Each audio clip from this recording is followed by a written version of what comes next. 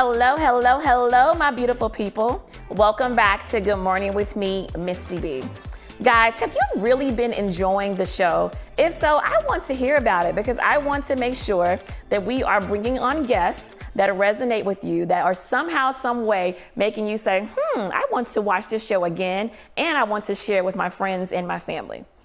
Now, when I started the show, I promised you all that we would have authentic and transparent conversations.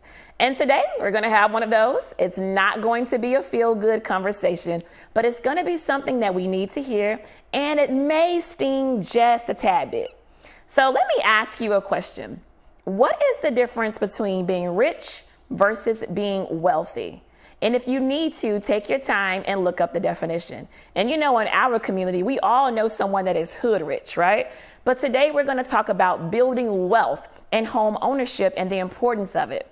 Today's guest is a broker here in Houston, and he has his own radio show. And this is what he talks about all day long. He is a wealth of knowledge when it comes to the real estate industry. So you want to take your time, bring out your notepad and your pen, because this is something you want to hear. Guys, we are going to be right back after this break. And hey, take your time. Go grab your pen and your notepad, okay? Because this is some good stuff. See you in just a second.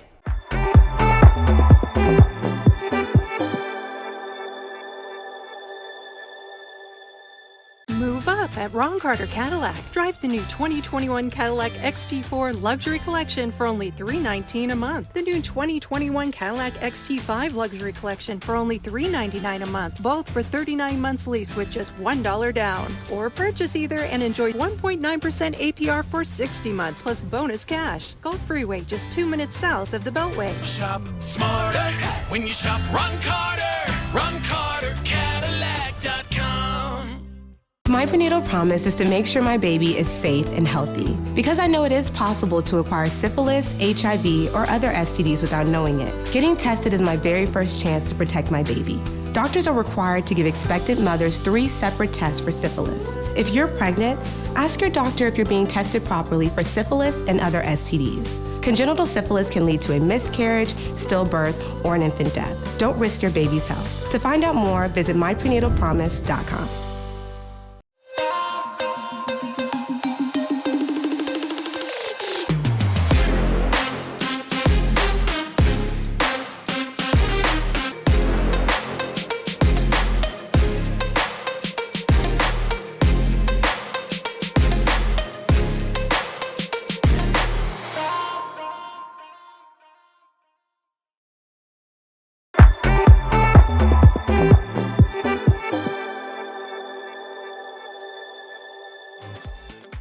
Hello guys, welcome back. I am in the studio with Mr. Shad Bogany, and he is a real estate broker and a whole bunch of other things that I'm gonna let him tell you. Shad, can I call you Mr. Bogany? I just feel. Shad is okay. I'm gonna call you Mr. Bogany. Mr. Bogany, you are a wealth of knowledge, but I want you to tell the people all about your background. So I want them to know why they should listen to you. So give us a little history. Thank you, Misty. My name is Shad Bogany. I'm a broker associate with Better Homes and Gardens, Gary Green. I've been president of the Texas Association of Realtors, which is about 140,000 member organization. Okay. I've been president of the Houston Association of Realtors here in the city of Houston. I've been over the Urban Leagues, CDC. So I've been over MLS for the National Multiple Listing Service for all the realtors in the country. I bring a wealth of knowledge. My college degree is in real estate. And I'm probably one of the very few realtors that didn't go to a 6-week school to get their license. So I bring a lot of knowledge to the game in leadership, whether it's buying or selling, or even giving advice on investing in real estate. Those are some of the things that I've done in the past. And I'm a broker associate with Better Homes and Gardens, Gary Green, the largest company in the city and the #1 company in the city in stats. Whew, okay, that's a lot. So, can I tell you why I want to listen to you? Okay. Because you bought your first home at 18 years old. Oh, wow. Who does that? Yeah. Like, seriously, it's a great thing, but that's very intriguing. Well, you know, it's really interesting that back in those days, you could buy a home with an assumption. Assumptions are gone away. What assumption was that if I paid you your equity, I could take over your payments. So I didn't have to go be pre-approved or pre-qualified. So I was able to save my money working at a Montgomery Ward's. Oh. And so I go way back. Montgomery Ward. If you remember that. And save my money. An opportunity came up. I was able to pay the person their equity. Wow. I took over the payments and started. And even then, the interest rate was probably 6%. And that was almost 45 years ago. Wow. And so was able to take that home and rented it out while I went to college. And when I came back, moved in it myself, stayed there a while, did some upgrading, then sold that home, and then eventually moved out to where I'm at now. Okay, so let's start here. So today we're talking about Black wealth and home ownership.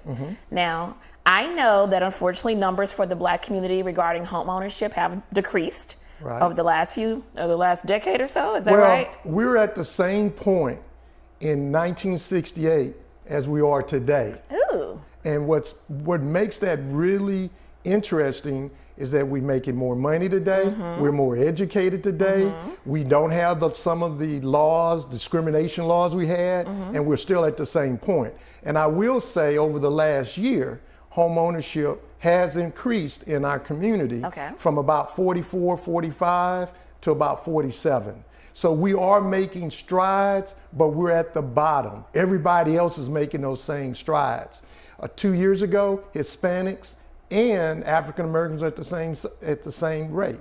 They are much more faster in home ownership than we are. Okay, so Mr. Bogany, can I play what they call devil's advocate for a second? I don't want to buy a house. I just want, you know what, because I don't want that type of a commitment. What would you say to me? It's about lifestyle. So if you like living in an apartment, why don't you buy a condo or a townhouse where you don't have any maintenance? The only thing you control is what's inside that unit, and you have an investment. But what's the benefit when I can just stay in my apartment? That's already happening for me, Mr. Bogany. Because you're helping someone else build wealth, send their kids to college, and you're giving your money away. So basically, no. I live in a nice place. How am I giving it away? Because real estate is an investment, and just happens to be a place that you can live in. It's an investment that you can live in. Okay. Okay. So what happens over time? An appreciation, that value goes up. It's a forced savings. It causes you to actually save money because you're forcing yourself to pay money. People who own pay less of their income in home ownership than people that rent. So I'm going to tell you that nice place you stay in, you're paying more of your income to stay in that nice place versus somebody who owns a nice place and have ownership there. Okay, so what about this? But you say it's an investment. I invest all the time. You should see my stock portfolio. Now, what do you have to say to that? Well, what I'm going to tell you there is that if you look at the last 20 years, real estate is outperformed stock portfolios, bonds, gold, any of those commodities. Real estate is the #1 investment. And I'm going to also share with you that people who make their money doing something else, if you look around, they always go and put it in real estate. We'll use Magic Johnson, for example, how he made his money somewhere else. I'm willing to bet that Beyonce's portfolio is heavily booked in real estate. Most people put their money in real estate because they're not going to be building any more land. It's an asset that constantly goes up, and when it goes down, it comes back. And that's the thing that you have to keep in mind versus buying a really nice car that depreciates and never comes back in value. So, and you says, well, I don't want to do maintenance. Well, you do maintenance on your car, and you got to keep it up. So yeah, real estate is something that you can invest in, live in, determine your destiny. If you want to change your walls purple or green, and you want to put a pool in the backyard, you want to have a dog run, you got it. So real estate overall is the #1 wealth building in this country. People from all over the world come to buy real estate in the United States because we're one of the very few countries that allows that to be able to be done. That's why people come here and buy. If you go to Mexico, you can't purchase straight up yourself. You got to go through a trustee and all that stuff. So what I'm sharing with you, real estate is a fifth of the economy. It makes the world go round in this country. Everybody who makes money end up putting it in real estate. It may be multifamily, maybe the first investment property. We got people now who watch TV flipping houses. Look at HGTV. Oh, yes. They're making a killing off of showing how people are flipping houses, fixing them up, making them. Now, of course, that's TV. If you really want to know how it's done and really want to know what the challenges are, you're going to call me and we'll talk about them. So let me ask you this. What's a couple of reasons that you see that blacks are not buying right now? I would say the number one reason is probably credit. Okay. I think that, and I think the second reason is not having enough money saved. And if I have to really look at, and I got a 2B, I would probably say student loans may be the issue for some of the younger people out there, because they come out of college with student loan debt that's almost a house note in certain cases. Now, we'll say there was some breaking news the other day with FHA. It used to be that if your loans were in deferment, they would take 1% of that loan. So if you had a $100,000 student loan and you're trying to buy a house and it's in deferment, they would take $1,000 of that and add it to your debt load.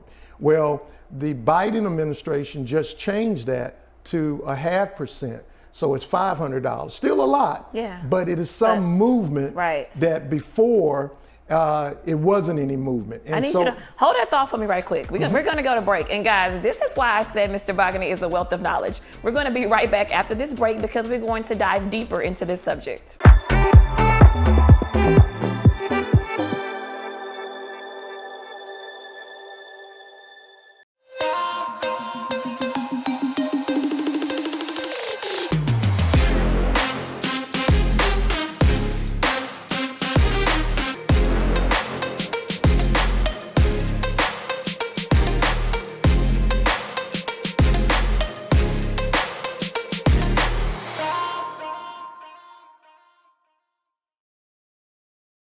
Up at Ron Carter Cadillac with the new 2021 XT6 luxury collection with standard third row seating for just $459 a month for 39-month lease with only $1 down, or purchase and receive 1.9% APR for 60 months plus $2,500 bonus cash. Gulf Freeway just 2 minutes south of the Beltway. Test drive the new 2021 Escalade today at Ron Carter Cadillac. Smarter when you shop Ron Carter. RonCarterCadillac.com. I'm a part of the Prenatal Care Club now, taking all my STD tests. Did you know your doctor's required by law to test you 3 times for syphilis and HIV? Yes, my husband and I are making sure I get all 3 tests. Good. Testing is the key to preventing congenital syphilis. And good prenatal care is your first labor of love. Glad to hear your husband is so involved. Thank you. Yes, taking all my STD tests for syphilis is important to both of us. My prenatal promise is to prevent a stillbirth or miscarriage. To find out more, visit myprenatalpromise.com.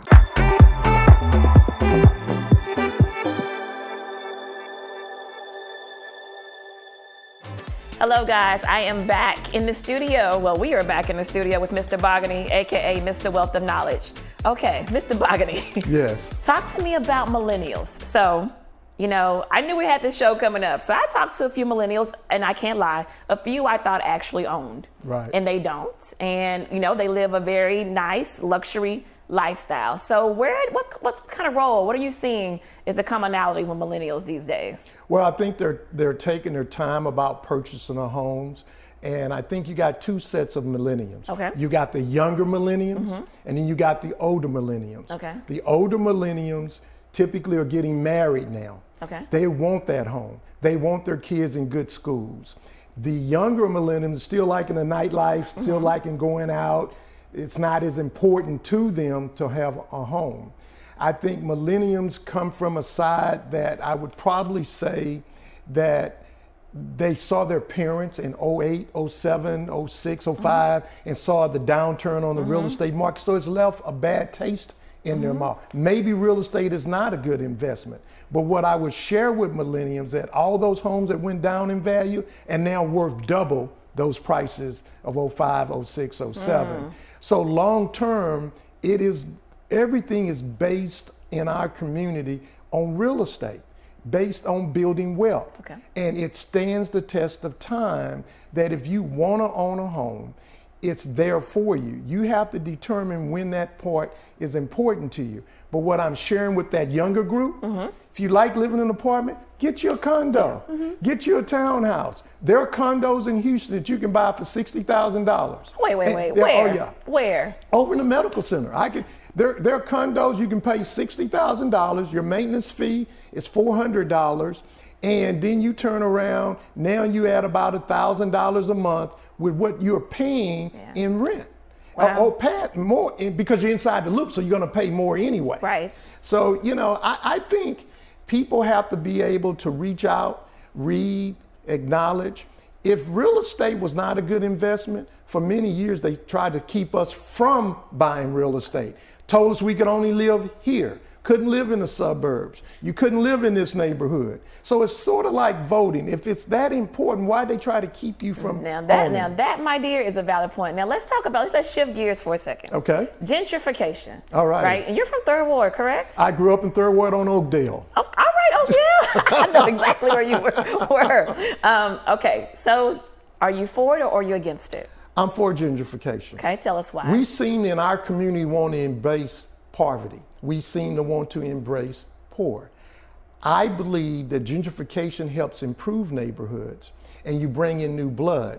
If you want grocery stores, you want shops, you have to have people in the neighborhood who can afford to support those particular businesses. And I believe that gentrification helps neighborhoods. And I'm going to tell you how you fight gentrification for those who want to fight it. Own something, because you then don't have to sell. But pause right there for just a second for me. So, okay, we talked about in the 60s and 70s, we owned a lot more, correct? About the same as we are now. So about the same. Yeah. Okay. I was going to say, so is it not true that we did not own things in Third Ward? Third Ward originally wasn't a black community. It was Jewish a Jewish community, I know. Okay. And they couldn't live in River Oaks, so they came there to Third Ward. Right. And so Third Ward has changed over the years. When I was a kid growing up in Third Ward, went to McGregor Elementary over in that area, Third Ward was much nicer than it is today. Even after the gentrification, it was still much nicer? Even after the gentrification. Wow, okay.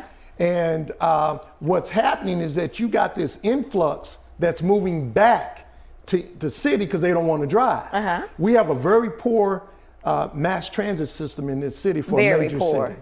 And so they're wanting to move back. They don't want to spend their 2 hours on the road. But we have an influx of us that now wanting to move out. Everybody wants to be in the suburbs. Why? Because we couldn't be in the suburbs. Now we can be out in the suburbs. And I give you a very easy analogy. Yates used to be a powerhouse. Wheatley used to be a powerhouse. Okay. They're no longer. Katie's the powerhouse now. Wow. Yeah, you think about it. Right. All these schools out in the area, Hightower, Elkins, all these schools are now the powerhouse. Spring. Well, what's happening is our people have all moved out to the suburbs because we wanted better schools. And the thing that drives property values are schools. Right. So let's touch on a subject that's a little personal for me, a little sensitive. Okay. Okay. So for those millennials who are self-employed, right? Because a lot of millennials are bloggers, photographers, videographers. They do their own thing. A lot of millennials are not necessarily punching in the clock from 9 to 5. Right. Right. What do they do? It can be a little intimidating to say, hey, I want to go buy a house and I don't have a W-2 job, right? Right. So what do they do? What advice would you give them? Is manage their taxes really well. So you're a 1099 employee. Most 1099 employees don't want to pay a lot of taxes. So what your goal is to write off everything that you can. So I got these nice earrings. This is for the show, so I'm going to write these off. Okay. So the goal is to not write off all your income. So you have to show income to be able to purchase a house. So if you made $200,000, but you only show on your income that you make $50,000, then that's what you can qualify. That's how the government determines and the lenders determine what you can qualify for. And of course, your credit should be exemplary. If your credit is not exemplary, it's very hard for a 1099 person to be able to purchase a house. So do they not need a 620? They need to go higher? I think they would need to be higher Okay. on self-employed. And the reason, because if you're making all this money, Yeah. Why aren't you paying your bills on why time? you're not paying your bills? Right. So Valid point. Yeah, so that's the self-employed people should manage their taxes And once you buy that house, then you go back doing the way you've been doing Have it. all the fun you want. Yeah. Okay, so let me ask you this before we wrap up. I want to know, you mentioned, or I think I read somewhere on your website, or maybe I heard on your radio show, that there's a program that the city of Houston is doing about something with housing or something. I don't know. Can you clarify for me? All right, great question. The city of Houston has a program called the Community Land Trust. It's a new program. Okay. They just funded it about $50-some million. This program will give you $100,000 to purchase a home, or $150,000 to purchase a home that has a good school. Okay. So what this program is about is that you own the house, but you don't own the land. Okay. So basically you're renting the land, they give you a 100-year lease, it's automatically renewed for another 100 years. Okay. And you don't pay any payments on that lease. And so what the city and the Mayor Turner is trying to do is make it affordable. Okay. So you don't have the land cost, which is constantly rising because we don't have any more of it. So all you have is that house to deal with. So would you recommend this? Even I though would highly recommend it because it's affordable. If you wanted to sell it, you could. Okay. If you died and wanted to pass it on to your relatives, you could. It's growing up in value, but they put a cap on the value growth. It can only go up in value 1.5%, I think, or 2% a year. The goal is when you get ready to sell it, you got to sell it to somebody like you. Oh. So it would be 80% of medium income. So if you are a single person, it's probably somewhere in the neighborhood about $46,000, $47,000. It's an excellent program to allow people to be able to purchase a home. I take my hat off to Mayor Turner for putting this program together. Yes. And people say, well, I don't own my land. I've grown up, I've always owned I want to own my own land.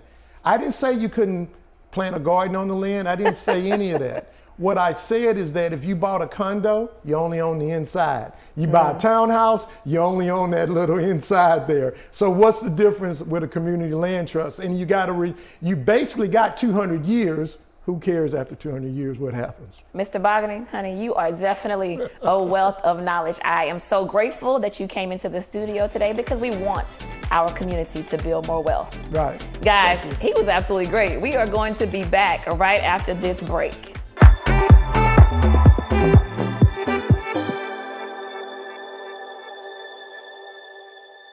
Move up at Ron Carter Cadillac. Drive the new 2021 Cadillac XT4 Luxury Collection for only $319 a month. The new 2021 Cadillac XT5 Luxury Collection for only $399 a month, both for 39 months lease with just $1 down. Or purchase either and enjoy 1.9% APR for 60 months plus bonus cash. Gulf Freeway, just 2 minutes south of the Beltway. Shop smarter when you shop Ron Carter.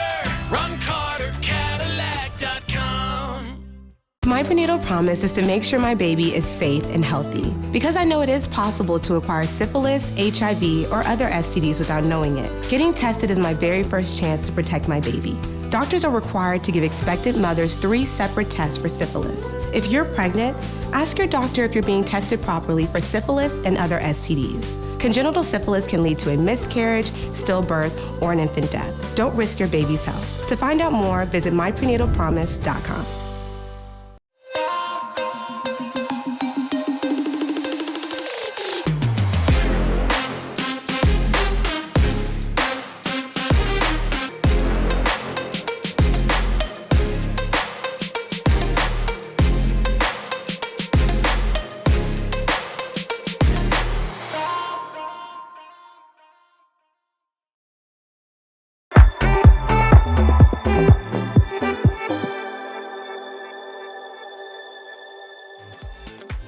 Welcome back, everyone. Did you take some good notes?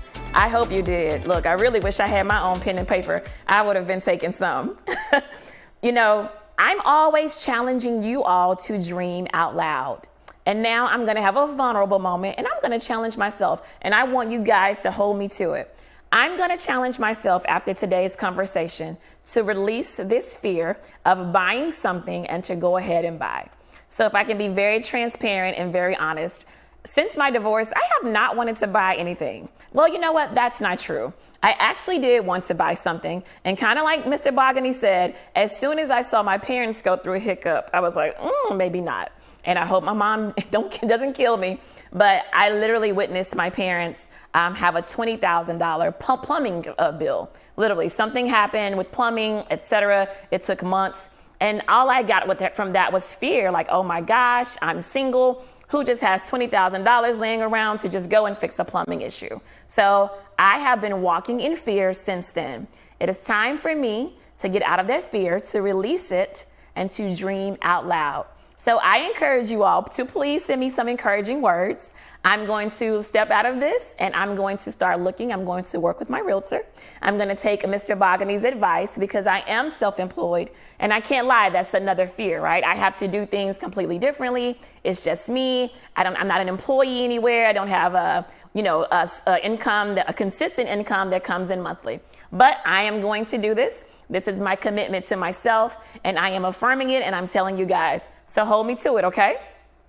If you enjoyed today's episode, I want to hear about it. Did you learn something that you just didn't know about the real estate industry? Or have you been like myself? Have you been walking in fear? And are you ready to release that fear? If so, call me so we can hold hands and walk through this together. Nonetheless, I enjoy always sharing something with you guys. We want to have fun and we really want to build wealth in our community. We don't want to be hood rich. Anyway, I'm probably talking too much. I look forward to seeing you guys next time. But please send me some encouraging words on info@AmericanStarTV.com. And make sure you're always following us on social because we're going to post what Mr. Bogany was talking about. We're going to share, he has a PDF with all the different things that millennials can do to get a home. And we want to share that with you all. So make sure you're following us on social at American Star TV. I look forward to seeing you guys next time. And thank you for allowing me to be vulnerable. Bye-bye.